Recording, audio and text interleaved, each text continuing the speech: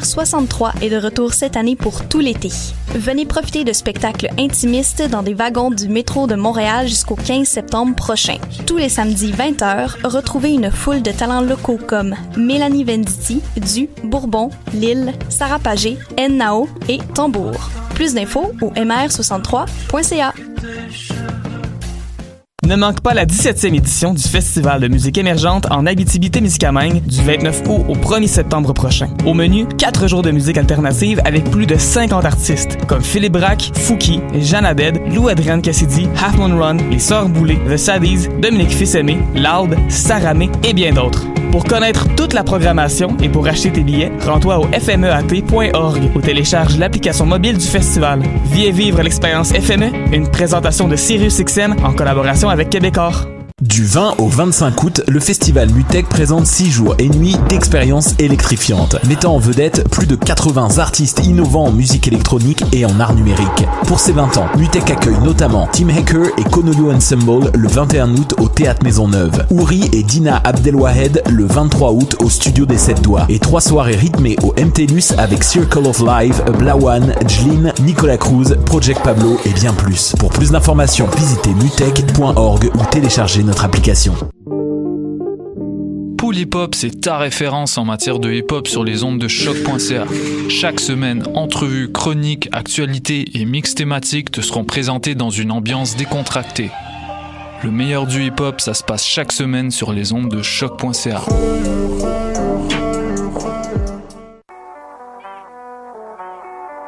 What a day? Ici Robert Nelson de À la claire ensemble sur les ondes de choc.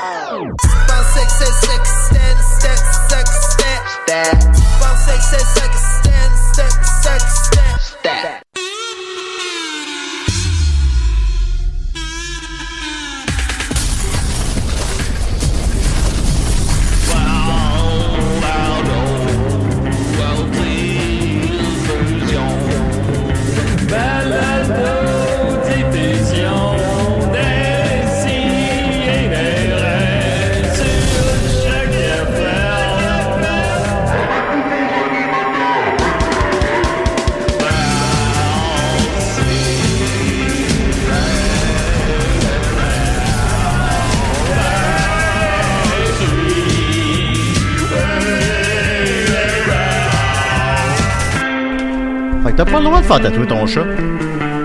Non? Ben non, moi j'ai un chat, c'est un genre de chat égyptien, là, ça n'a pas de poils, là. J'ai fait comme une grosse croix gammée sur le côté du corps. Ah. Puis, on t'a le dire, moi, Julien, on peut plus rien faire en 2019. On peut plus rien faire. En 2019. T'as pas une ça en onde? Ah, ben, Seigneur. Je n'ai pas caviar rubis entendre ça, ils vont fondre sur toi, mon Julien. Gauche caviar rubis? Ouais. C'est quoi ça? C'est la gauche riche, comme Guillaume Lepage, ses sbires. Ok, d'accord. Champagne émeraude. Ben, on entend un Étienne particulièrement en forme ce matin. Comment il va? J'ai pas beaucoup dormi, mais je donne tout ce que j'ai. Ben oui.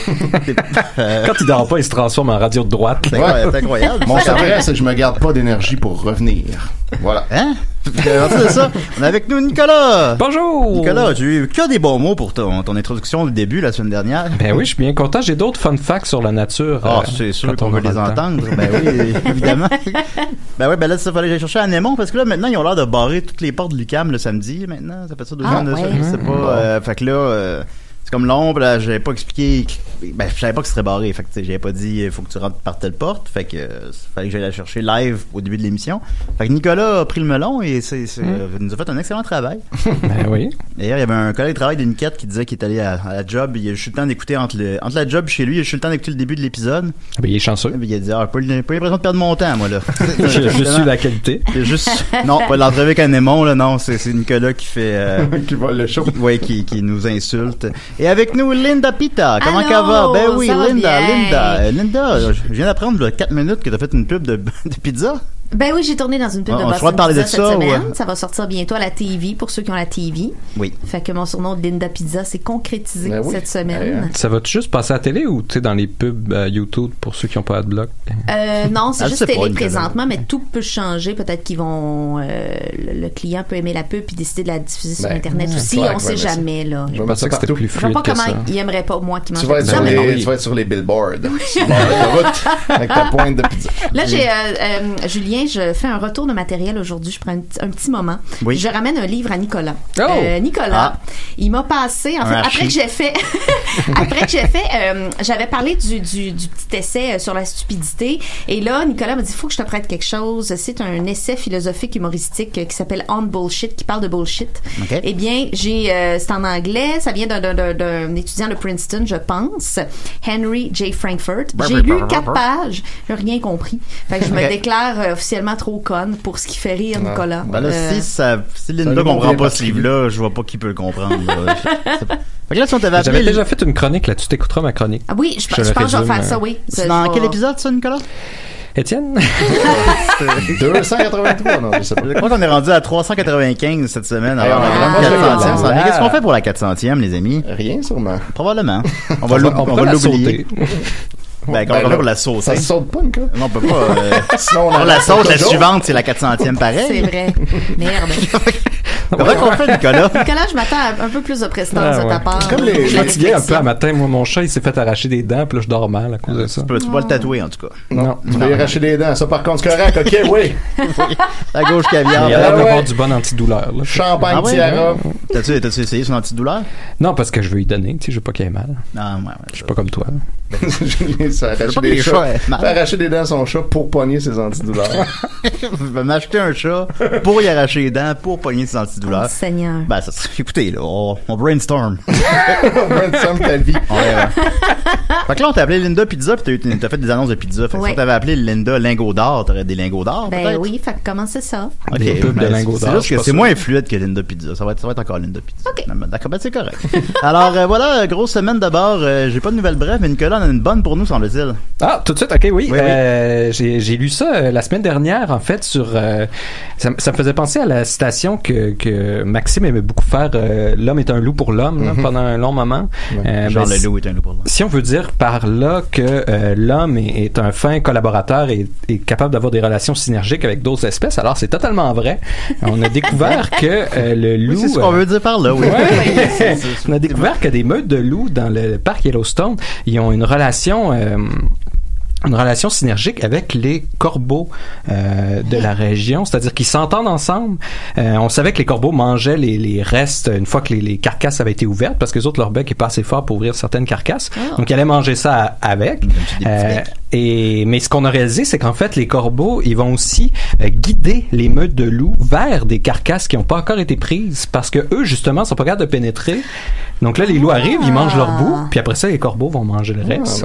Puis aussi... Ils sont pas capables de pénétrer, fait qu'ils se mangent le bout. Ouais, fait que là, les corbeaux aussi, ce qui est cool, c'est que pendant que les loups mangent la carcasse, ils sont vraiment vulnérables durant ce temps-là, parce que d'autres prédateurs pourraient arriver. Puis n'est pas sans rappeler l'homme. Voilà. Et là, les corbeaux, en fait, ils font des patrouilles volantes autour, puis ils ont un périmètre beaucoup plus large. Ils vont les avertir qu'il y a d'autres prédateurs qui arrivent pour faire « Hey, attention les gars! » Wow! Puis, attendez, encore là, plus loin si James que ça. avait été là, parce que lui, il est loup, là. Ah oui, mais there's more. En plus, on a remarqué que les corbeaux semblent jouer avec les loups. C'est-à-dire de faire des petits plongeons rapides, faire comme des jeux avec les chiens, et même jouer en tirant un petit peu la queue des louveteaux, parce qu'on sait que les corbeaux sont très joueurs, mais ils joueraient aussi avec les loups. C'est sûr. Ben oui, ils sont tout dans le casino. Donc, c'est une belle histoire ce matin, je trouvais. Wow! Fait que les corbeaux, ils tirent la queue des louveteaux. Oui. OK, bon, ben. Mais pour jouer, c'est du taquinage. C'est pas sans rappeler l'homme, c'est vrai. C'est ça. On s'amuse, oui. nous autres aussi, avec toutes sortes d'animaux.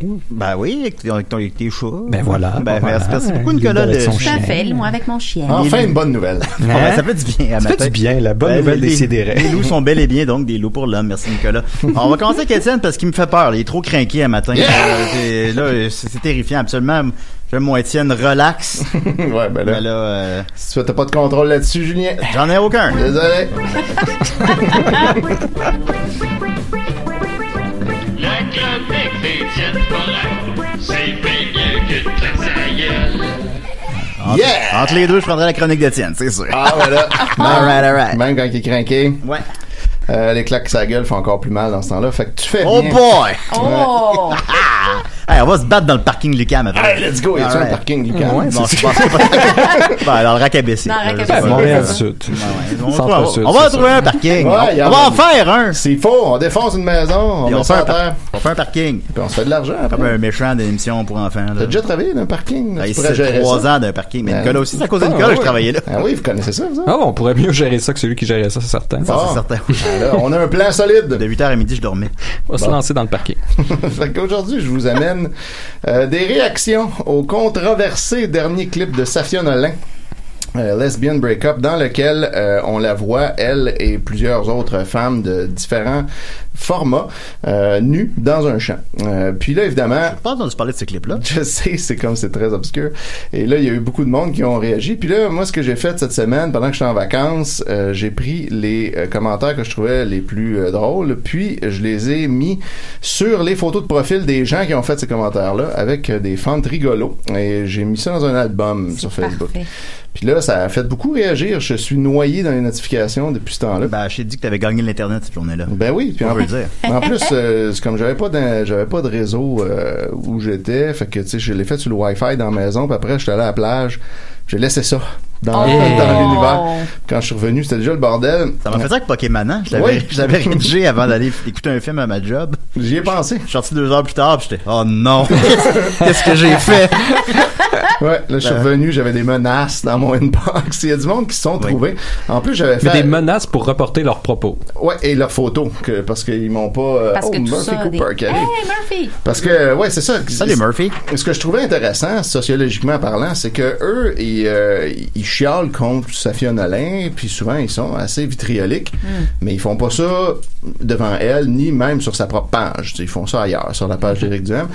Ils font ça publiquement, sous un post public, avec leur photo de profil qui est public, qui est là à côté du commentaire. Là, moi, je fais juste les mettre ensemble, puis là, ils capotent, parce que là, ils m'ont pas donné de permission, puis ils trouvent que c'est de rire d'eux autres dans leur dos. Alors que c'est dans leur face. En plus, c'est une photo de dos sur votre profil. Ouais, là, par contre, oui. Mais il y en a aucune que c'est le cas. Mais comment qu'on la prend, cette photo-là? Je pense que ça prend de l'aide de tes parents. Ah.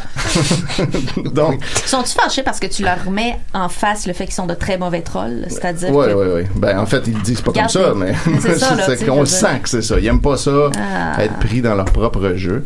Il y en a un qui m'a fait vraiment des réelles menaces, là, qui pourraient constituer une offense criminelle, puis il y en a d'autres qui m'ont juste comme chiolé là, dans le vide.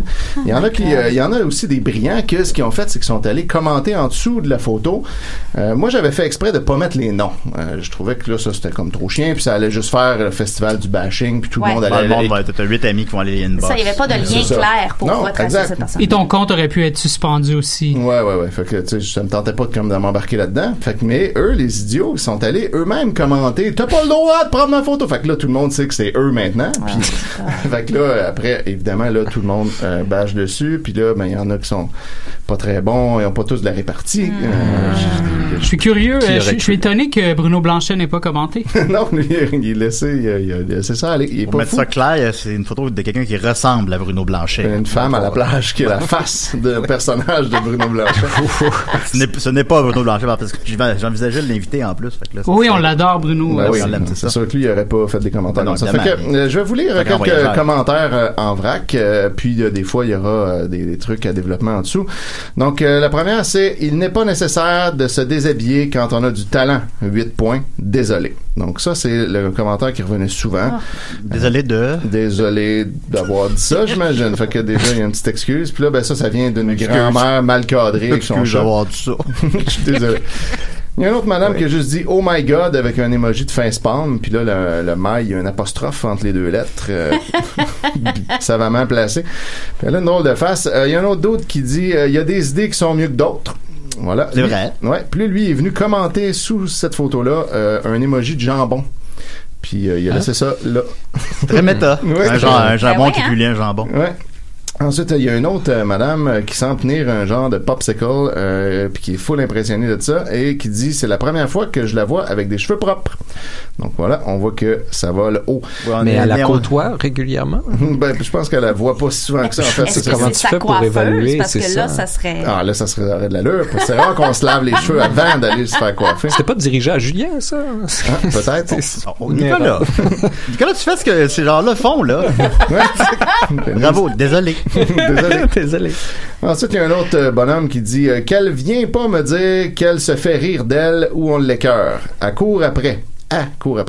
Et elle ne doit pas jouer à la victoire à cause des morons de notre société. Victoire! Ouais. Mais fait que, voilà. Il parle de lui-même, moron? Ben, je sais pas trop. Je pense que le propos qui revient souvent, c'est elle fait exprès de faire des choses qui provoquent, donc on va la critiquer, puis après elle va brailler qu'elle s'est fait critiquer. Ça, puis je pense que c'est un peu ça que lui essayait de dire à sa manière. Je connais pas beaucoup Sophia Nolin. Est-ce que c'est déjà plein Je pense pas que ce soit plein. Moi, j'ai jamais vu. C'est de l'empowerment. Ouais. C'est plus d'empowerment. Comme est allé au gala de la disque avec des jeans puis un t-shirt de Jerry Boulet, puis là, c'était fait full critiquer pour ça, mais je crois pas qu'elle s'est plainte de ça. Bernard Adamus ferait mettre ce qu'il veut, ou Jean Leloup, ou n'importe qui, bon, encore ici. Mais elle, non.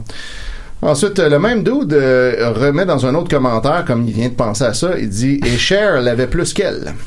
Que c'est, voilà. Hein? On parle souvent de Cher et ça fait c'est comme ça. Même démographique. Il y a aussi un autre gars qui a dit Maudit Cali, 8 points, m'a vu, 2 points d'exclamation. Puis là, là, lui, après ça, il est venu, lui, commenter sous sa photo. Maudit Cali, m'a vu. Maudit Cali. Cali. Oui. En tout cas, on comprend ce qu'il essaie de dire. Ouais. Puis là, il est revenu, puis là, ce qu'il a commenté, c'est, il a écrit « Hey, j'ai pas tout mu ». LOL. On voit que ça se passe bien pour lui. Après ça, il a écrit donc, super. Je suis pas tout nu, j'imagine, ça voulait dire? J'imagine, ouais. Okay. Puis après ça, super, j'aime ça, merci. Puis le nombre d'espaces entre les mots varie comme un des 4 espaces, je dirais, entre les mots. 1 à 4. Wow. Puis là, après ça, bon, il y a du monde qui chiale un peu contre lui. Puis là, à un point, il dit que, OK, d'accord, vous avez bien le droit de rire si vous voulez, mais moi, je garde mon opinion. Puis là, il y a quelqu'un qui lui fait remarquer. Il a du mal à écrire opinion, j'imagine. Ouais. Puis là, il y a Paul-André Caron qui lui fait remarquer ton opinion, c'est Maudit Cali m'a vu. Très étayé. Ça m'a fait bien rire. Ben là, lui, il continue de dire que malgré tout, il garde cette opinion-là. Puis après ça, il y a un point là, il l'a délité, mais à un point, il disait que il a pas ri d'elle, il a ri de sa propre vue à lui. Fait que, oui, bien sûr. Ben, à la limite, je donne un point pour ça. Il a bien essayé. Ah oui. Non, j'ai rien de ma vue. Arrêtez. Je suis notoriously finalement, il y a bel et bien de sa propre vue. Voyons ma vue. J'ai pas vu le clip. Mais là, non, c'est Fiona C'est maudit colis. Je peux pas voir son clip. C'est flou. Fait que c'est juste ça qu'il essayait d'exprimer. Après ça, il y a une autre madame que sa photo de profil, c'est comme elle a l'air d'une chanteuse des années 70 en train de chanter avec un micro en gros plan. Puis là, son commentaire, c'est juste « Pourquoi? » avec 3 points d'interrogation. Fait que je l'ai mis comme si c'était le titre de son album. Ça fait une belle pochette. Ensuite, il y a un autre doute que sa photo de pochette, il y a 2 lightsabers croisés par-dessus. Le monde mettait là 4 ans. Ouais, c'est pour le Star Wars. Il a pas changé. Le 7, je pense. Puis il dit « J'ai mal au cœur en TK ». Ensuite, il y a un autre dude qui est avec sa famille aux expos. Puis là, il y a la casquette des expos, il y a le logo des expos par-dessus, puis c'est écrit « Oui, je le veux » comme en filigrane par-dessus la photo. Puis là, lui, il a écrit 5 emojis de peur et ensuite « Je vais être malade ». Ensuite, un autre dude. Il y a beaucoup de gens avec des problèmes gastriques. Ouais, ça digère mal. Hey, je regarde mes problèmes gastriques. Faut qu'ils fassent attention à ce qu'ils mangent. Il y en a un autre qui dit « Est pas obligère d'infliger ça à tout le monde, Chris et Chappère comme un bonhomme Michelin ». Voilà. Parce qu'évidemment, on est obligé de l'écouter, le clip. Oui, donc t'as pas le choix. T'as pas le choix, on inflige ça. Après ça, il y a un autre dude avec un impressionnant biceps dans un chandail serré qui flexe son biceps. Un biceps? Ouais, ben l'autre, on le voit pas, il est pas carré. Il fait juste flexer un bras, puis il se filme, il se prend en photo devant le miroir avec un air de bœuf, et son commentaire n'est qu'une série d'émojis. Donc, il sait pas vraiment écrire, mais il connaît les dessins. Fait que là, lui, il y a genre un bonhomme étourdi, un cochon, une vache, une baleine qui squirt de l'eau, une poule, un éléphant, une vache, une face de cochon, puis un thumbs down. Donc ça, c'est ce que ce gars-là nous dit, mais il y a un gros biceps par contre. Il n'a même pas mis l'emoji de biceps? Non, il a pas mis. Il aurait dû signer avec ça. Pour signer. Signer biceps. C'était un alphabet, puis il nous signalait qu'il était au zoo, puis qu'il n'y avait pas ça. Et voilà. On n'a pas tout le contexte, là. Ouais, puis là, il essaie de nous dire, je voulais juste vous dire que j'étais au zoo, mais là, il dit ça en emoji. Je riais du zoo. Excuse-moi, Étienne, on appelle le Décideret.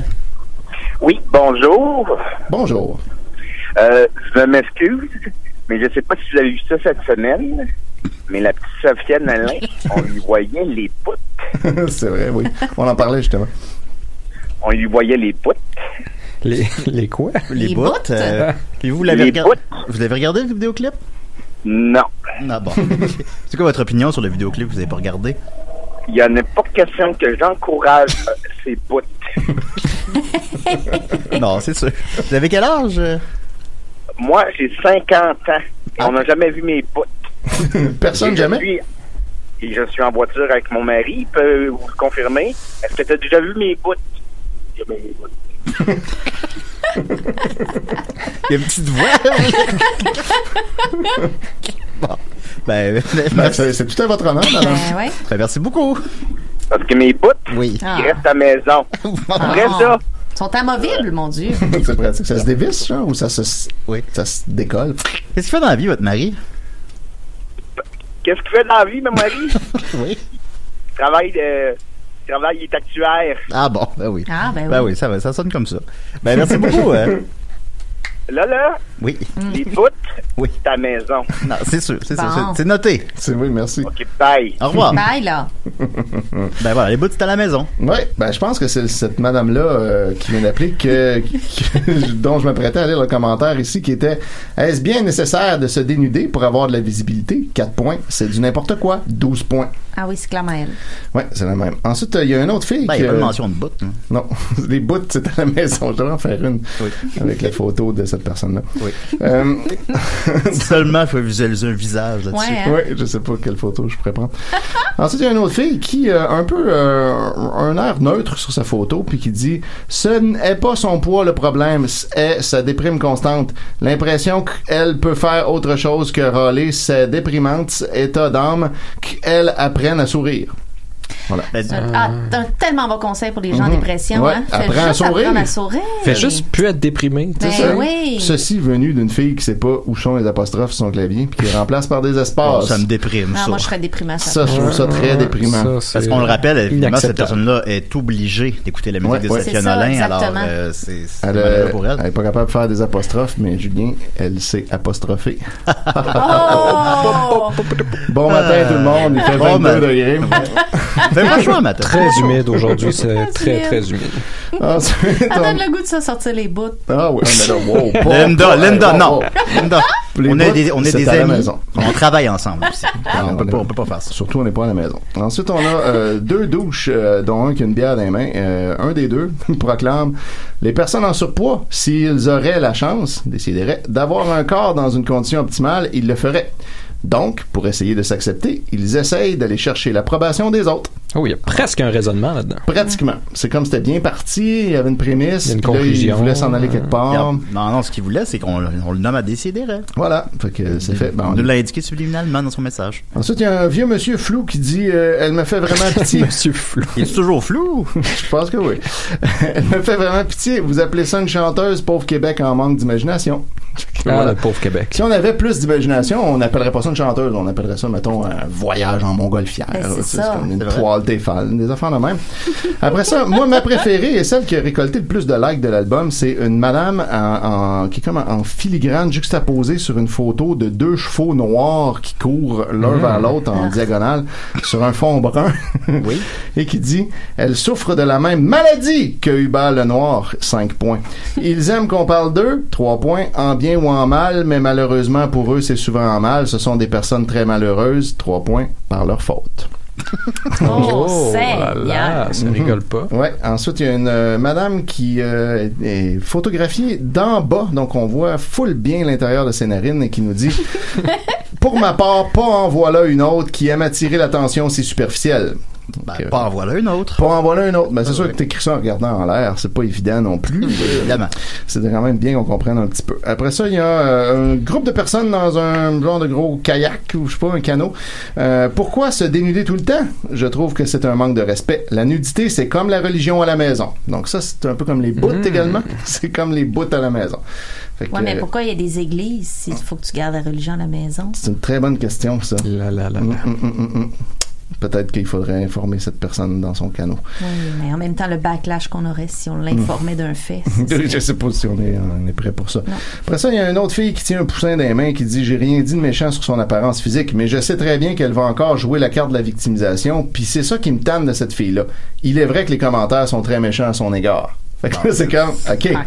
Elle va se victimiser en disant que le monde a chialé contre elle, alors que moi, j'ai rien dit de méchant. Bon, c'est vrai que plein de gens ont dit des choses méchantes. C'est comme, écoute, t'es en processus. T'es dedans, t'as un pied dedans. Ouais, si t'avais juste gardé ça dans ta tête, puis t'avais écrit... Macérer ça un peu, tourner ça comme une sauce. Ouais, t'asseoir, attendre ça passe. Ensuite, il y a un autre dude devant un mur rose avec son kid ses épaules qui dit, elle encourage l'obésité. Évidemment, c'est ce que les obèses font. Ils encouragent l'obésité. Oui. Nicolas encourage la calvitie. Ben voilà, c'est clair. Puis l'ennui. Et l'ennui. Oui. Julie encourage la pilosité. Et je suis pas d'accord. On devrait mettre des photos d'anorexiques et un texte dessus disant « Je suis bien dans mon corps », 4 points d'exclamation. Ça, c'est une bonne idée. Hein? Ensuite, l'anorexie et l'obésité est une maladie mentale. Point. Là, il est écrit point. Il est écrit dans mon point. Là, on va perdre Linda, là, Étienne. Encore, c'est de quoi? Je sais, c'est fâchant. Après ça, il y a un camion qui dit « Pourquoi c'est ceux qui devraient se cacher qui se montrent? » Ça, j'ai trouvé ça cool. Ben, c'est Optimus Prime. C'est quelqu'un qui m'a fait remarquer, il m'a demandé si c'était lui. Moi, je dis que c'est son cousin qui a mal viré. C'est Optimus Prime. Après ça, on a la madame qui ressemble à Bruno Blanchet dans un tout inclus à Cuba et qui dit « Elle ne sourit pas souvent. » Donc, c'est une simple constatation. Bon, ça, à la limite. Après ça, il y a une Ferrari qui a un mur de texte qui dit « Est-ce qu'elle est consciente de ses gestes, de l'image qu'elle projette à la nouvelle génération des petites gamines, qu'elle s'attaque inconsciemment à la pérennité des traditions féminines québécoises? » Ça, les traditions féminines québécoises. J'aime bien cette phrase-là. Qu'est-ce que ça veut dire? Ben, la pérennité, c'est quelque chose qui est conservé dans le temps. Non, mais je veux dire, qu'est-ce que la phrase veut dire? Puis, est-ce qu'elle est consciente qu'elle s'attaque inconsciemment? Est-ce qu'elle est consciente de faire ça inconsciemment? À ce moment-là, non. Parce qu'on n'a jamais eu de Ginette Renault, tout le monde sait ça. Non, exact. Puis, elle était pas dans la tradition féminine québécoise, ça a l'air. C'est quoi ça? C'est quoi la tradition féminine québécoise? C'est d'être vêtue et mince, j'imagine. C'est chronique là-dedans, Linda, la tradition féminine québécoise. On va essayer de définir ça. Et sa pérennité. Ensuite, il continue. Peu importe de quoi elle a l'air, on est tous différents. Oui, peu importe de quoi elle a l'air, on va être tous différents, c'est vrai. Mais sa présence n'est pas un pur hasard. Elle a été choisie pour représenter le politiquement correct, entre guillemets, et à travers son comportement, son langage, son image qui intrigue, tout le monde, ou à peu près, les masses sont empêchées d'exprimer leur point de vue et tranquillement, pas vite, les faire assimiler dans la grosse famille des moutons en majuscule. Voilà. Parce que les fans de duel ont parlé des moutons. Il parlait d'une tradition. Après ça, il dit qu'elle s'attaque à une tradition qui était différente, mais après ça, qu'elle force un moule. Elle force les gens à faire comme elle, puis là, ben, on va se faire assimiler comme des moutons dans une...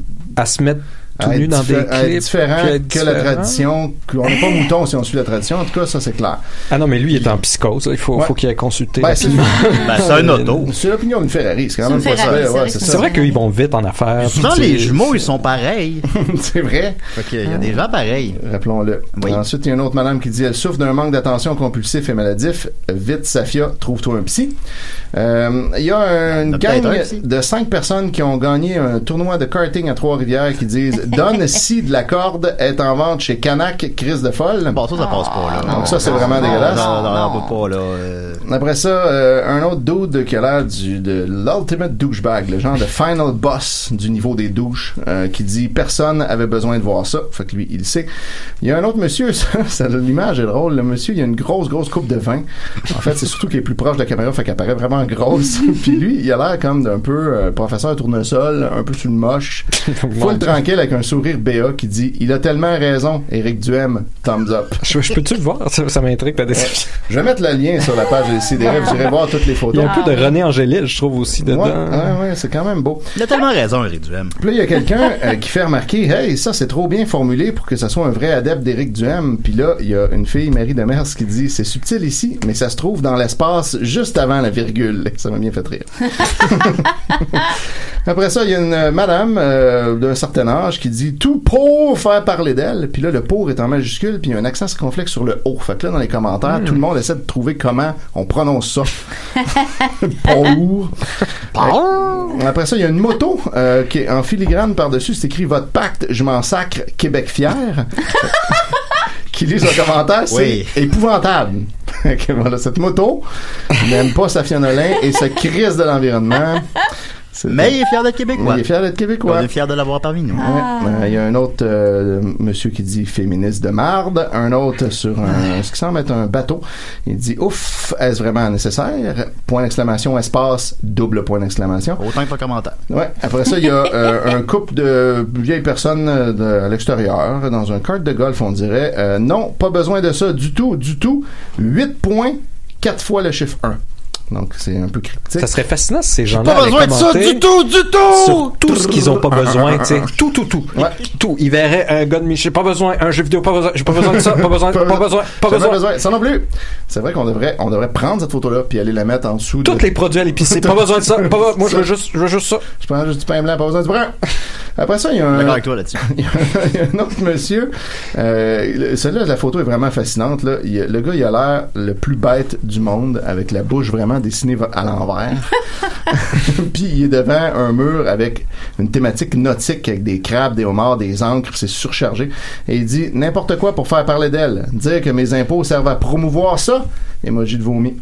Fait que oui, les impôts. Parce que Safia Nolin a fait son clip avec les impôts de Roger le pêcheur. Ben, il est pas faux que c'est subventionné un peu, mais ça doit représenter une scène. Là. Oui, c'est comme t'as pas payé grand-chose. Une fraction de scène. Là. Après ça, il y a un autre douche qui se tient la main sous le menton, le regard pénétrant en disant « Le temps de la crossette, go! » Donc, on a une autre approche ici cette fois-ci. Lui semble avoir apprécié à un certain niveau. Ben, à la limite... Ben, en tout cas, c'est un autre débat, disons. Oui. Après ça, il y a une madame qui demande et la santé physique, qu'est-ce qu'elle en pense? Voilà. Elle est contre la santé. Fait la promotion de la non-santé. Après ça, il y a un couple de boomers avec le clip puis la toune. Ouais, couple de boomers typique qui dit ce n'était pas nécessaire de se montrer nu avec ses rondeurs. Après ça, il y a Eveline qui a commenté en dessous. Ils ont clairement un bichon maltais qui s'appelle Boule de neige. Puis je suis parfaitement d'accord avec ça. Tu vois la photo, puis ils ont l'air d'avoir ça. Après ça, il y a un doute dans un canot qui a un moteur sur un lac qui se prend un selfie qui dit « Shit, moi qui s'apprêtais à dîner ». 4 points, fuck off, j'ai plus faim. Donc, encore un autre problème de digestion. Un autre couple, leur photo, il y a un filigrane marqué Believe avec le logo des Pingouins de Pittsburgh, si je ne m'abuse. Plattsburgh. Je retrouve mon fan de hockey. Là. Écoute, moi, je sais pas, je sais même pas c'est quoi exactement la ville des Pingouins, je réalise en le disant. Même pas de goût du hockey. C'est Pittsburgh, je l'avais, ok. Fait que, après ça, ils disent encore notre argent qui s'envole en fumée pour de la marde. Avec un S, 3 points d'exclamation, hashtag subvention, 2 émojis fâchés. Et ensuite, on a un gars avec un chandail des Canadiens qui se prend en photo avec Youpi, qui dit si c'est vraiment ça le sujet numéro 1 dans une province de 8 millions d'habitants, on a un problème. Puis là, il y a quelqu'un qui a commenté. Lui, il a raison. Ouais, exact. Puis là, il y a quelqu'un qui a commenté Youpi a pas tort, c'est le plus intelligent de la gang. Après ça, il y a un autre couple qui dit arrêtez de lui donner de l'attention, c'est juste ça qu'elle veut. Bon, ben, arrête de commenter. Un autre gars qui dit allô avec 3 L, c'est quoi le problème? Puis. Il pose juste une question honnête. Ouais. Après ça, il y a un dude debout avec un man bun puis une affreuse barbe. Un homme en bout? Debout, ouais. Ah, okay. Elle est tellement un mauvais exemple pour les jeunes. Et quelqu'un fait remarquer qu'il a l'air de l'enfant illégitime de Gimli et Jay du Temple. Et c'est assez on point. Oh. Et finalement, il y a une madame avec un montage. On voit la moitié de sa face. Une 3/4 d'une face de Harfang des Neiges. Le outline de la carte du Québec en noir, un genre de griffon posé par-dessus, c'est marqué Révolution, fil, puis là il y a une fleur de lys, puis là par-dessus ça j'ai rajouté son commentaire, mon médecin me conseille d'éviter les corps gras. Voilà. Oh my God, ça donne le cafard. Ouais, fait que... Oui, c'est rough un peu. C'est plus déprimant que les chansons de Stéphane Nolin. Effectivement. C'est là. Donc, la dépression vous guette. Fait que, en même temps, faites attention à ce que vous publiez sur les réseaux sociaux. C'est public, puis tout le monde peut le voir. Les gens qui me font des menaces, je les enlèverai pas les photos. Fait que, arrangez-vous. Oui. Il y en a un que je l'ai enlevé finalement, parce que on discutait avec lui sous sa photo, puis il a fini par admettre que, c'est vrai, ça avait pas d'allure que j'écrive ça. T'as raison, puis ma blonde me l'a fait remarquer aussi. J'aurais pas dû écrire ça. Fait que là, j'ai dit, là, tu vois, c'est ça, parce que là, j'ai expliqué la démarche, de genre, tu sais, regarde, ça fait peut-être réaliser que c'est public tout ça, là, puis moi, tout ce que j'ai fait, c'est copier ce que t'as déjà dit publiquement. Puis, fait que là, il a compris ça, fait que j'ai dit, garde, on pourrait repartir sur des bases nouvelles maintenant que là, t'as compris ça. Est-ce que tu me permets de laisser ta photo là, avec tous les commentaires, notre discussion, parce que je trouve que ça peut faire apprendre de quoi à d'autres, puis t'as pas l'air con, là, au contraire. Puis là, il me dit, j'aimerais quand même mieux que tu l'enlèves. Je dirais moi aussi. Parfait, je vais l'enlever. Mais tu sais, j'ai quand même gardé les screenshots de tout le thread. Fait que peut-être éventuellement, je les publierai en cachant son nom et sa photo. On verra. C'est une belle histoire. Moi, c'est un peu d'espoir. J'ai une histoire pour toi. Oui, vas-y donc. C'est 2 Indiens sur la plage. OK. La plage est pleine d'étoiles de mer. C'est-tu raciste, là? Non, c'est pas raciste. Est-ce que c'est vers le soleil remix? C'est parce que... C'est pertinent que ça soit des Indiens. C'est vrai qu'il fallait pas que je les aide. Il fallait que je dise des Premières Nations. En tout cas, bon. Ça aurait pu être une plage sur le bord du Gange. Là, c'est deux caucasiens sur une plage. Puis là, il y a plein d'étoiles de mer. Puis là, il lance à la mer, une après l'autre, mais il y en a plein, il y en a des milliers. Puis là, son ami, il dit, pourquoi tu fais ça? Il y en a des milliers, t'en viendras jamais à bout. Puis il dit, pour celle que je l'ai fait, ça fait une différence. Et voilà. Ça n'avait pas besoin de mais parce qu'on l'a raconté, c'est des Indiens. Quand on l'a raconté, c'était 2 Indiens à la plage. Oui, mais là, je sais pas, là. Quand t'es jeune, on disait ça. C'est ça, on peut plus rien dire, Julien. C'est pas ça que je veux dire non plus. 2 Indiens alcooliques sur le BS à la plage. Non, on l'avait raconté comme ça, puis là, qui crissent des étoiles filantes. Avec nos taxes. Les étoiles filantes. Merci beaucoup, Étienne. Ça fait plaisir. Alors, Éric Duhem n'a plus de secret pour nous. Éric Duhem, remarquons aussi en terminant qu'il a publié un post parce que oui, ça vaut la peine. Ça c'est quand même assez intéressant parce que son post a été retiré. Puis donc tous les commentaires que j'ai copiés, je les ai finalement sauvegardés parce que là ils sont plus là. Il a été bloqué par Facebook. Puis lui se plaint de, voyons donc, Facebook a retiré mon post à cause de la photo nue de Safia Nolin, mais il l'a pas retiré sur la page de Safia Nolin. Comme d'habitude, il a tout compris. Il a vraiment compris pourquoi. Non, c'est certain que c'était pas pour ça que tu te fais retirer à cause de l'incitation à la haine. Of course. Fait que là, il fait semblant, puis là, en plus, ironiquement, il disait ce qu'il lui reproche en premier lieu, c'est qu'elle se victimise. Puis là, il a l'air d'un gros bébé lala. Mais Facebook, mais quand tu ris. Ouais, puis là, il y a plein de monde en dessous qui, par contre, ce que j'ai trouvé cool, c'est que la grande majorité des commentaires qui est en dessous de ce post-là, c'est du monde qui dit, voyons, Eric, ce petit d'épais, ça a été enlevé parce que t'incites à la haine, puis comme personne n'est dupe, sauf quelques-uns qui essayent d'embarquer quand même dans son bateau. Si on peut donner un point à Eric, c'est qu'il censure pas. Non. Il laisse tout. Parce que c'est juste du monde qui rit de lui. Ouais, dans ses posts. Disons, 70%, disons, là. Il s'occupe pas de ses commentaires. Il répond à personne non plus. Faut juste que ça réagisse. Moi, on m'a dit souvent que Richard Martineau censurait parce que j'ai écrit quelquefois des textes qui faisaient très très mal paraître Sophie et Richard et les gens allaient publier mes textes sous les posts de Richard Martineau et même que ces gens-là se faisaient bloquer par Richard Martineau. Il fait souvent ça. Une historique de poursuite aussi. Donald Trump a bloqué Stephen King. C'est vrai. Qui a l'air formidable. Mais tu sais, Étienne, moi, ça me fait penser toute cette histoire-là que j'ai envie d'être grossophobe, mais envers les dudes qui, passé la mi-vingtaine, deviennent gros et sont eux-mêmes grossophobes. C'est eux, souvent, les plus grossophobes. Et on dirait que ça m'a donné envie. J'ai réalisé que j'ai jamais vraiment... j'ai déjà été grossophobe, mais... et là, tu sais, en m'acceptant puis tout ça, je me suis décontaminé de ma grossophobie puis tout ça. Et à un moment donné, j'ai fait comme... J'ai plus de haine pour les gros, sauf... ceux-là, tabarnak, parce qu'ils s'en rendent pas compte, mais c'est Murphy Cooper qui parle, c'est correct. Et ils s'en rendent pas compte que eux-mêmes sont gros et ce sont les seuls qui ne sont jamais la cible de la grossophobie et c'est eux qui décident que toi t'es pas belle, toi t'es dégoûtante, toi t'es telle affaire, blablabla, et tout ça. Et c'est toujours les fucking pires, ceux qui cadrent le moins dans les standards de la société, comme Des fois, je me dis, ces gens-là devraient peut-être goûter un peu à la grossophobie. Mais peut-être que justement, ils ne s'aiment pas. Ben, c'est un peu ça. Mais ils s'aiment pas. Pourquoi ils s'aiment pas? Parce que être gros, c'est pas leur première nature. Et moi, c'est ça qui m'a toujours fait chier. Parce que moi, j'ai dû apprendre à m'aimer parce qu'être gros, même si je suis mince en ce moment, ça va toujours être ma première nature. Tandis que eux, ils s'aiment pas parce qu'ils voudraient revenir à leur première nature qui est de ne pas être gros, tu comprends? Il y a plusieurs des personnes dont j'ai mis des photos qui sont effectivement grosses sur les photos, puis là après ça cette ironie-là leur est pointée, puis quand ils réagissent à ça, eux ils sont fruits, puis ils capotent, puis ils goûtent là à leur propre médecine. Ou des gens qui sont pas dans les barèmes standards de beauté, des gens qui jugent qu'elle est super laide puis qu'elle les fait vomir eux-mêmes, ils sont pas du tout conventionnellement beaux, tu sais. Puis, mais ils s'en permettent quand même. Ben, t'as inventé la phrase grosse de New Beau, Murphy, c'est une belle phrase. Exact, et j'y pense toujours. Voilà. Ben, on va enchaîner parce que là, on a donné beaucoup de temps à Étienne. On va continuer. Alors, merci beaucoup, Étienne. Alors, voyez là avec Linda. Allô? Comme ça, peut-être qu'il n'y aura pas de temps pour Nicolas, ce serait parfait. Alors, Linda. Ben, de toute façon, le Sauce 60 s'en vient bientôt. C'est vrai. C'est quand? Manquez pas ça.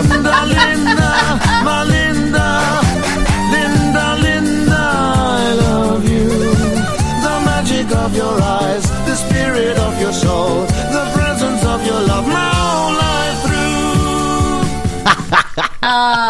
Linda Lingaudard, vas-y. Hey, on en parlait durant l'indicatif. Durant l'indicatif? Non, on parlait pas. On parlait pas. Non, ça fait cool de dire ça. Okay. On en parlait pendant la pause. Ouais, c'est ça. On prend pas de pause ici. Non, parlant de pas prendre de pause, les héros ne prennent pas de pause. Il y a une proposition qui est très intéressante qui circule dans l'univers de la croissance personnelle depuis quelques années déjà. Je sais pas ça.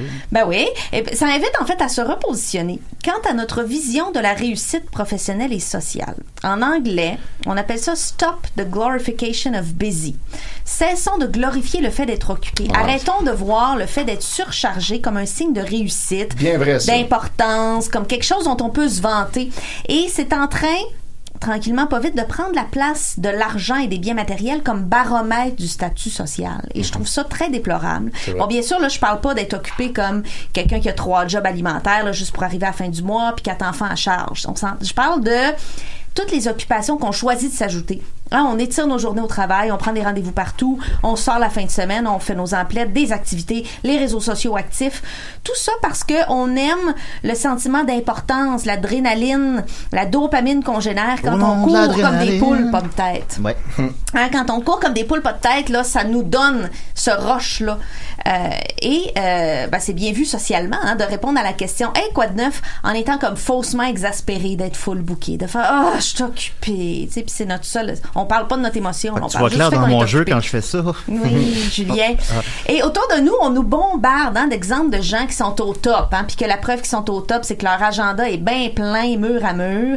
Ils se plaignent qu'ils rêvent d'avoir des vacances, alors que dans le fond, on sait très bien que c'est très enviable d'avoir ce problème-là. Bon. On s'occupe peut-être parce que ça nous donne le sentiment qu'on sert à quelque chose. Peut-être qu'on le fait machinalement sans vraiment savoir pourquoi. Moi, je pense peut-être par le fameux fear of missing out, la peur de manquer quelque chose. Est-ce qu'au fond, on serait pas en train de fuir le vide? Parce que c'était peurant le vide. Regardez, on va en faire du vide. Faut pas que je parle, là. Je suis pas capable.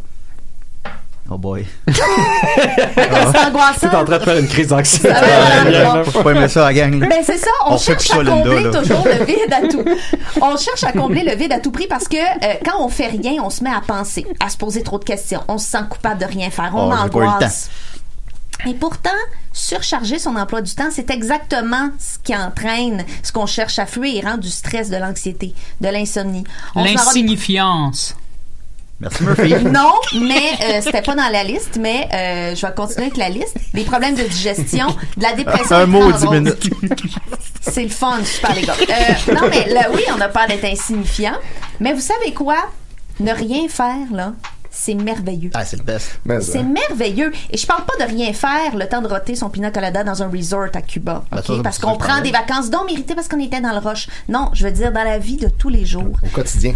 Au quotidien, prendre le temps, prendre des temps, en fait, sans activité, sans distraction, autre que un livre ou une tasse de thé, ou même sans distraction, juste pour passer du temps avec ses idées, à se demander comment on va et pourquoi. Pour s'ennuyer, prendre du temps pour s'ennuyer même, c'est super sain de s'ennuyer. Ça, on a comme oublié ça. C'est vrai. C'est sûr que quand on fait quelconque type de création dans la vie, que ça soit écrire ou faire du décor, whatever, tout ce qui nécessite de créer. Faire du décor? Ben, être décorateur. Okay, là, c'est ça que je voulais dire. Exemple de créateur. Tu vois que j'en fais pas dans la vie. Ouais, okay. Mais on se rend compte quand on crée à quel point c'est important d'avoir des moments, des heures, voire des jours à rien faire de particulier. Hein? Puis l'humain, c'est comme une mijoteuse. C'est quand de l'extérieur, il se passe rien qu'on est le plus en transformation. Il faut que l'expérience se sédimente. Exactement. Et ne rien faire, c'est pas de la paresse, c'est, comme dit Nicolas, en fait, c'est labourer pour activer sa jachère intérieure. Oh. Moi, je suis concierge. C'est plus beau écrit. Ça, c'est bien pour contempler. J'aimais ça, moi. Et c'est grâce, en fait, au temps d'arrêt que naissent les grandes idées. Hein. Tous les grands eureka de ce monde, même le Eureka, sont nés de temps d'arrêt. Même Nietzsche disait qu'il fallait réfléchir comme des vaches. Ah, c'est excellent. C'est-à-dire qu'il fallait ruminer, avaler, remettre dans la bouche, remanchouiller, ravaler. Parce que les vaches font ça avec leurs deux estomacs. Tout à fait. Il faut activer les deux estomacs de notre cerveau. Il ne faut pas manger les vaches. Ben, on peut, c'est bon. Ben, on peut. De façon plus responsable. Pensez à quand on était enfant puis qu'on n'avait rien à faire. Qu'est-ce qu'on faisait? On inventait.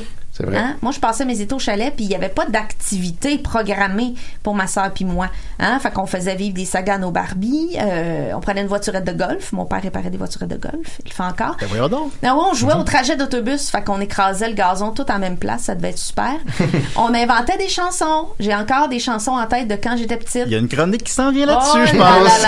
Les chansons de Linda. Les chansons de Linda. Et quand on s'ennuie enfant, en fait, on développe son imagination. Et moi, je pense que quand on s'ennuie adulte, on la retrouve, cette très imagination-là. Mais c'est sûr que faire un statut Facebook sur le fait que vous comptez passer la fin de semaine à rêvasser. Oh, je like. Ou ça défie le purpose. Ben, c'est ça. Si vous mettez sur Instagram une photo du mur blanc que vous êtes en train de contempler, ça ne vous amènera pas de succès, je vous l'annonce tout de suite. Vous aurez compris que en nos temps modernes, si on arrête de glorifier le fait d'être occupé, c'est une idée, c'est très audacieux de faire ça. Ça va à contre-courant. Donc moi, ce que je vous propose, c'est de l'hérésie pure, là. Hein? Oui, mais soyons fous. Alors, si on pousse ça à bout, là bon, on vit jusqu'à 100 ans, là. On fait rien. Mais regardez, je vous ai parlé de l'île d'Okinawa. Bon, hein? Ben parlé de l'île d'Okinawa où les gens sont centenaires. Eh bien, il y a plusieurs pays qui ont leur Okinawa, leur île de centenaire. Et là, j'ai oublié le nom de celle en Grèce, là. Je me souviens plus. Ikaria, je pense. Et là-bas, une des raisons où les gens sont centenaires, c'est qu'ils prennent leur temps. Ils vont pas dire, viens chez nous à 10h. Ils vont dire, viens chez nous dans la matinée. Tu sais, ils n'ont pas 10 000 activités. Ils prennent soin de leur jardin. Comment ça pour être fashionably late? Fashionably late, ça n'existe pas. T'arrives l'après-midi. C'est compliqué. Voilà, t'arrives l'après-midi quand on donne rendez-vous le matin. Ou l'année suivante.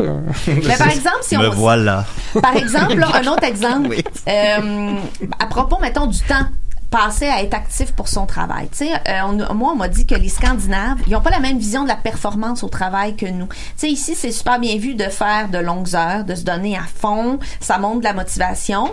Là-bas, si t'es pas parti du bureau à 16 heures, ça sert à rien de faire du zèle, tu passes juste pour quelqu'un qui a mal géré son temps dans la journée. J'ai souvent dit ça moi-même. L'overtime, c'est juste de la mauvaise gestion. Exact. J'ai vraiment entendu dire ça, Étienne. Mais faire quand je travaillais dans un bureau. Tu sais, un mantra que j'aime, c'est faire moins, mais mieux. Ben, la semaine à 4 jours. Pas? Exactement. Juste de mieux gérer le temps où tu fais comme en ce moment je travaille. Puis c'est pas parce que j'ai été 8 heures actif que je suis, tu sais, oui, ça a l'air plus cool, sauf que as-tu vraiment fait plus? As-tu vraiment maximisé ton temps? Non, c'est entre 40 et 50% du temps de bureau est perdu. Aller sur Reddit ou les réseaux sociaux. C'est fou. Alors que semaine de 4 jours, justement, les gens vont avoir plus de temps libre. Ils font plus... Ce vagabondage-là d'esprit qu'ils feront pas au bureau. Puis je pense que le nouveau mouvement là, qui s'en vient là, de déconnexion à la maison, où les gens ferment volontairement leur cellulaire de job ou cessent de répondre aux emails de travail à la maison, ça pourrait s'avérer en fait salvateur pour notre santé. Moi, j'ai vu des gens couper toutes les notifications du travail pour s'aider, là, tu sais, de se donner un boost de départ, de faire OK, je ne vois plus rien passer. Puis je trouve ça fascinant parce que mon père m'a déjà raconté le processus pour acheter des stylos à sa job dans les années 80. Ah oui? Oui, à l'usine, là, ça prenait des jours juste pour passer la commande. Fallait que tu remplisses le petit slip de commande, que tu marches jusqu'à l'autre bout de l'usine. Avec un stylo, ironiquement. Avec un stylo, ironiquement, qui commençait à mal couler. Puis aujourd'hui, on se sent mal si on répond à un message avec 2 heures de délai. C'est quand même fou, là. Depuis la notion que vue, tout va plus vite, mais c'est triste qu'on soit rendu là. Oui. Moi, personnellement, je vais vous donner un petit truc que j'ai. En terminant, moi j'applique depuis quelque temps un truc que ma psy m'a donné pour voir mes journées autrement que par l'abondance de mon agenda. Chaque matin, je mesure mon niveau d'énergie sur 10. Je me demande comment je me sens, puis je le note dans un journal. Et le plus que je peux, j'organise mes journées en fonction de préserver le mieux possible ma banque d'énergie. Parce que quand je suis en forme, là, je suis de meilleure humeur, je prends des meilleures décisions. Donc moi, je suis pour le fait de ralentir. On prend soin de nous et assumons et chérissons nos temps libres, les amis. Bien d'accord. On fait-tu un podcast par mois à l'avenir? Ouais. Mais il semble y avoir une corrélation assez forte entre la montée du capitalisme et les technologies pour dénombrer et fracturer le temps de manière de plus en plus précise, qui force à toujours faire plus parce qu'on peut recompartimenter chaque tâche dans un temps toujours plus précis et dénombrer jusqu'au centième de seconde combien de temps ça prend pour faire ça. Et ça pousse à toujours travailler plus. Ouais. Parce qu'il y en a plusieurs au travail à Marianne qui essayent, ils sont comme t'es chanceuse d'être à 4 jours, puis c'est pas une question de chance là, elle choisit d'être à 4 jours puis de gagner moins. Mais les autres disent moi je peux pas, j'ai un enfant, j'ai une hypothèque, j'ai un auto à payer. Donc il y a ça aussi, les gens s'emprisonnent eux-mêmes un peu. Oui, exactement. Ils devraient emprisonner les enfants à place. Combien voilà. non, mais combien de personnes sont à un chèque de paye de la faillite, tu sais? Je veux dire, si t'es malade une semaine, c'est quoi, là? T'es dans le trou, là? Mais c'est la meilleure manière de garder les gens terrifiés du changement. Là, c'est mon énergie tout le temps de 1 à 3 à chaque matin. Qu'est-ce que je fais? Moi, je le fais sur 1 à 10 parce que déjà, ça donne un peu plus de 1 à 10, c'est à 3 maximum. Être à 3 maximum? Ouais. Ben, tu peux en fait te faire une liste de choses que t'aimes faire puis qui te donnent de l'énergie, qui te donnent la bonne humeur. Parce qu'on fait souvent l'erreur. Est-ce que tu peux faire une liste sur ma liste? Oui, tu peux mettre une liste sur ta liste parce que c'est le fun de faire des listes. Ben oui, c'est le fun. On fait souvent l'erreur d'attendre d'aller mieux pour faire ce qui nous fait du bien. Erreur. Fais ce qui te fait du bien, même si t'en as pas envie, parce que ça va te faire aller mieux. Donc, mais parfois aussi, même des choses chiantes font du bien après. La satisfaction de l'avoir fait. C'est ça. Oui, tout à fait. Sais-tu ce que je fais, moi, Julien? Le matin, maintenant, je fais des squats. Pour vrai, ça fait du bien. Tu as une application. J'ai téléchargé une application de squat qui, à chaque fois que tu descends pour faire tes squats, ça fait un bruit, ça suit ton mouvement et tout ça. Est-ce que c'est un bruit de pète? Non, c'est un bruit de cloche. Mais pour vrai, ça change vraiment mon humeur, là. Juste le fait de faire ça le matin, ça change tout. C'est une succession de choses que je fais le matin, là. Tu manges du beurre de peanut. Ça fait une petite shot d'endorphine. C'est vrai. Ouais, exact, c'est ça. Fait que, ça fait beaucoup de bien. L'exercice donne de l'endorphine, mais là, c'est parce qu'on s'inscrit au gym, on arrête après un mois. Mais il y a un petit truc de procrastinateur aussi. Tu te fais une tâche que ça te tente vraiment, vraiment pas de faire, qui est ta booby tâche. Puis là, ça va te faire quelque chose que ça te tente pas plus, mais ça te tente plus que l'autre. Tu sais, moi, quand je fallait que j'écrive mon mémoire, je me mettais à faire full de ménage. Parce que ça me tentait pas. Je me suis mis à aimer faire le ménage. C'est vrai, parce que là, j'étais comme, ça me tente tellement. C'est le fun de faire le ménage, je suis pas en train de faire mon mémoire. Et tu fais ça pendant 21 jours. Tu l'as pas remis en retard, ton mémoire aussi? En retard, ça m'a pris 4 ans. Ouais, ok, non, c'est correct. Dans les temps. Au lieu de 2 ans. Oui. Tu es en retard, il n'y a pas vraiment de deadline. C'est ça qui est terrible, il n'y a pas vraiment de deadline. C'est jamais en retard. C'est comme Gandalf. On maintenant procrastiner n'a plus de secret pour nous. C'est pas exactement ça. Je vais réécouter l'émission après. On continue avec Nicolas. Je vais essayer de faire ça vite.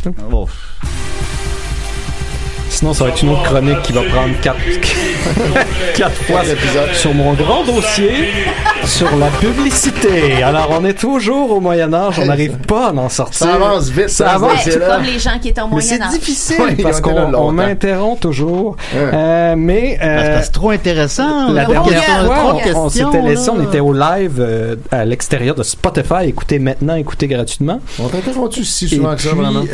Ça arrive. Là. Non, mais t'es sûr? On était justement, j'avais fait le grand spectacle du supplice. J'avais décrit plusieurs manières de tuer, là, bouiller vif, sur des gibets, sur la roue, se faire rouer, l'écartèlement, toutes ces choses-là.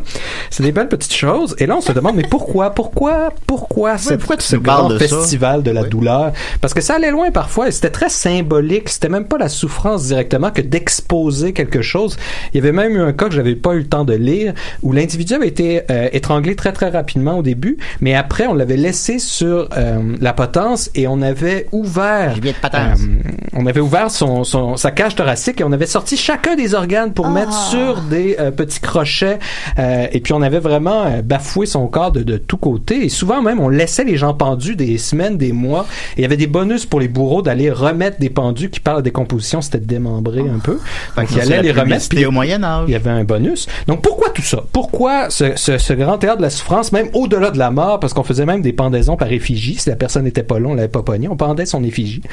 Donc, ça donne de ce qu'il faut comprendre au Moyen-Âge, c'est que le crime était vu comme un crime contre l'État, mais l'État n'était pas quelque chose qui était simplement temporairement représenté par quelqu'un comme dans nos démocraties. L'État, c'était un individu. C'était une famille précise. Donc, la politique au Moyen-Âge, c'était personnel. C'était des individus personnels qui avaient des historiques personnels entre eux. Donc, si vous faisiez un crime, c'était un crime contre un prince spécifique, contre l'État qui, lui, cet État-là était représenté par un individu qui avait absolument tous les pouvoirs. Et ce pouvoir-là était tellement concentré qu'il fallait que dans le théâtre de cette souffrance-là, il y ait une disproportion totale entre le crime et le châtiment pour montrer justement la disproportion totale entre le citoyen, plutôt le fief, et le serf, et son seigneur qui, lui, avait le pouvoir absolu sur l'individu. Donc, il fallait qu'il y ait cette démonstration-là de l'inégalité ahurissante du pouvoir de l'un sur l'autre. Il fallait que ça s'imprime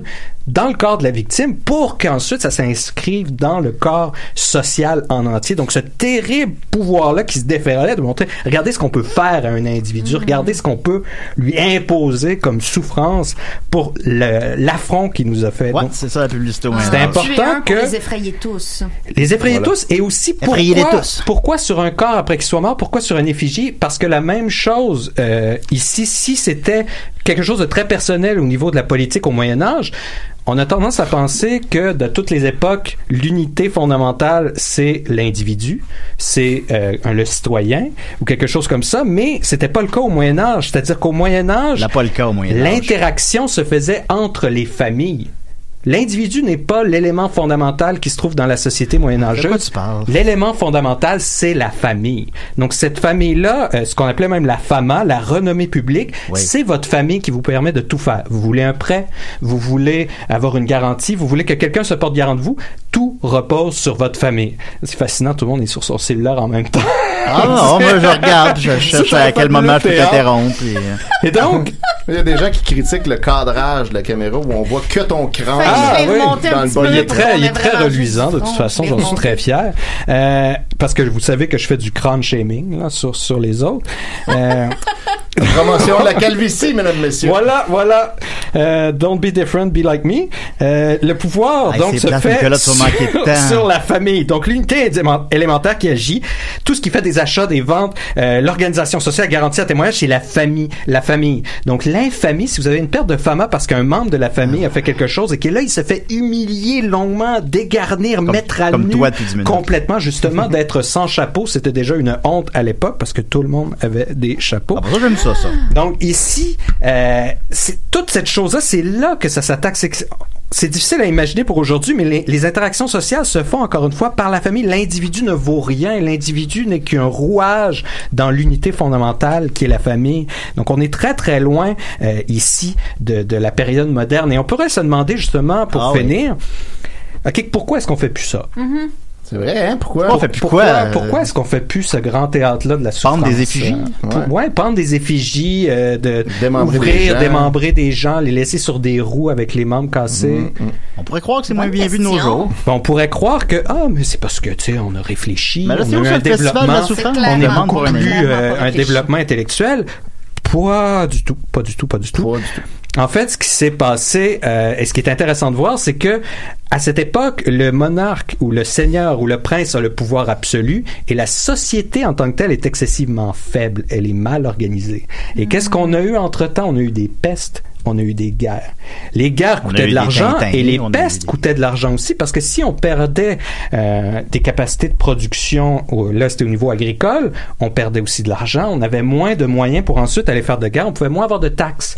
Donc là, pour pallier à cette peste-là, il a fallu mieux recadrer la société, il a fallu mieux dénombrer qui sont les gens, où sont-ils, qu'est-ce qu'ils font à tout moment. Ben oui, c'est ça. Et ça, ce que ça a fait, c'est que le prince a dû aussi donner plus de pouvoir à d'autres institutions qui, elles, se sont mis à donner plus de pouvoir à la société.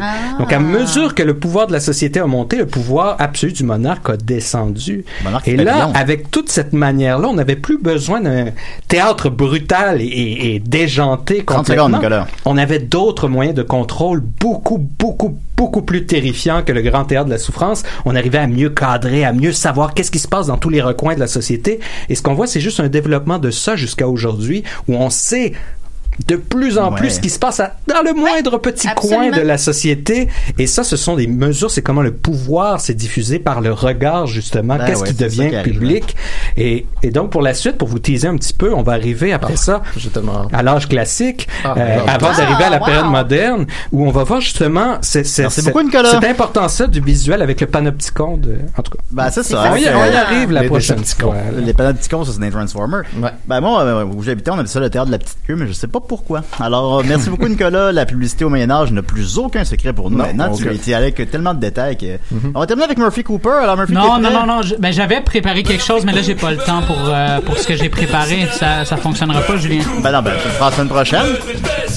Alors, t'as 10 secondes. Oui, ben, j'attendais quelque chose de DHL et il disait que c'était dû pour hier, puis je l'ai pas eu. Fait que je vais devoir attendre jusqu'à lundi. Oui, voilà. On est samedi. DHL sont terribles. Ben, c'est une belle chronique. Merci beaucoup, Murphy. Merci beaucoup à Madame Raciste. Merci beaucoup à Nicolas. Pas raciste, c'était grosse femme.